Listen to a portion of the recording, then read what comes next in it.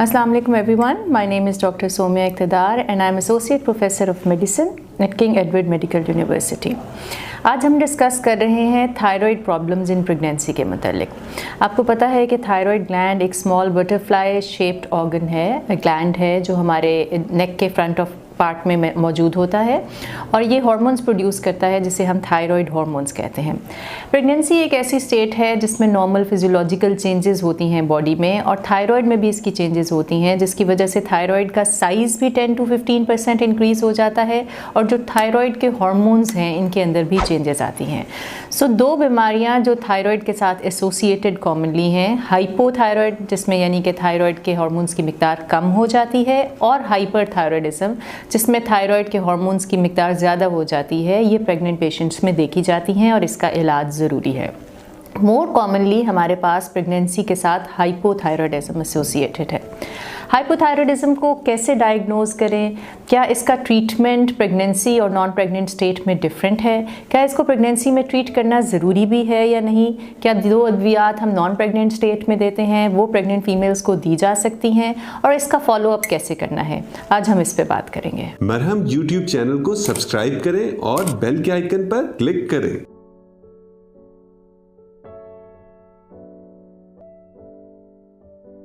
Okay, so hypothyroidism is more commonly associated in pregnancy और hypothyroidism का मतलब ये है कि आपके जिस्म में थायराइड हार्मोन्स की कमी हो जाती है। अब थायराइड हार्मोन्स हमारे पास दो तरह के होते हैं, एक T3 T4 है और उसको रेगुलेट करने के लिए थायराइड स्टिमुलेटिंग हार्मोन होता है TSH। सो जब भी प्रेग्नेंट फीमेल्स आपके पास पहली दफ़ा आती हैं तो आप उनको ज़रूर TSH का टेस्ट कराते हैं जो आपको गाइड करता है कि कहीं पेशेंट को हाइपोथायराइडिज्म तो नहीं है। TSH की वैल्यू अगर ज़्यादा हो तो इसका मतलब है T3 T4 कम हो सकते हैं और हाइपोथायराइडिज्म है। लेकिन कई दफ़ा ऐसे होता है कि TSH की वैल्यू तो ज़्यादा होती है लेकिन T3 T4 नॉर्मल होते हैं।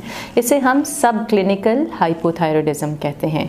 इन पेशेंट्स के में कई दफ़ा फिर आपको एंटीबॉडीज़ का टेस्ट कराने की ज़रूरत होती है और अगर एंटीबॉडीज़ पॉजिटिव हों तो फिर इसको ट्रीट भी किया जाता है। ऑन दी अदर हैंड अगर TSH का लेवल ज़्यादा है और T3 T4 का लेवल लो है तो ये ओवर्ट हाइपोथायराइडिज्म है। ये पेशेंट्स वो हैं जिनको ज़रूर ट्रीट किया जाना चाहिए। अब हाइपोथायराइडिज्म का इलाज क्यों ज़रूरी है? हाइपोथायराइडिज्म का इलाज इसलिए ज़रूरी है बिकॉज थायराइड हार्मोन के सही लेवल्स प्रेगनेंसी के दौरान हेल्प करते हैं एक हेल्दी प्रेगनेंसी में और जो आपका होने वाला बेबी है उसकी हेल्थ के लिए भी बहुत इम्पॉर्टेंट है। अगर आपके थायराइड के लेवल्स डिस्टर्ब्ड हैं और आप हाइपोथायराइडिज्म को ट्रीट नहीं कर रहे तो क्या रिस्क हो सकते हैं? प्री टर्म लेबर हो सकती है, मिसकैरेज हो सकता है, बेबी की ग्रोथ रिटार्डेशन हो सकती है और जो बेबी बॉर्न हो ये भी देखा गया है कि अगर हाइपोथायराइड मदर्स अनट्रीटेड हों तो जो उनके बेबी बॉर्न होते हैं उनका मेंटल लेवल या IQ लेवल आम नॉर्मल पॉपुलेशन के मुकाबले में लो होता है। सो इन तमाम चीज़ों को एड्रेस करने के लिए डॉक्टर आपके थायराइड हार्मोन्स का टेस्ट कराते हैं और आपकी तशख़ीस के मुताबिक आपको थायराइड हार्मोन की रिप्लेसमेंट थेरेपी दी जाती है। एवरी 4 to 6 वीक्स आपके लेवल्स को रिपीट किया जाता है।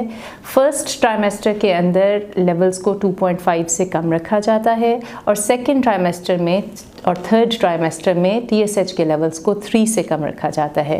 ये रिकमेंडेशंस नॉन प्रेग्नेंट स्टेट और प्रेग्नेंट स्टेट्स में थोड़ी डिफरेंट हैं और एक माहिर डॉक्टर ही आपको मशवरा देता है कि आपने अपनी डोज को कैसे एडजस्ट करना है और थायराइड डिजीज़ के साथ एक स्मूथ प्रेगनेंसी को कैसे लेके चलना है।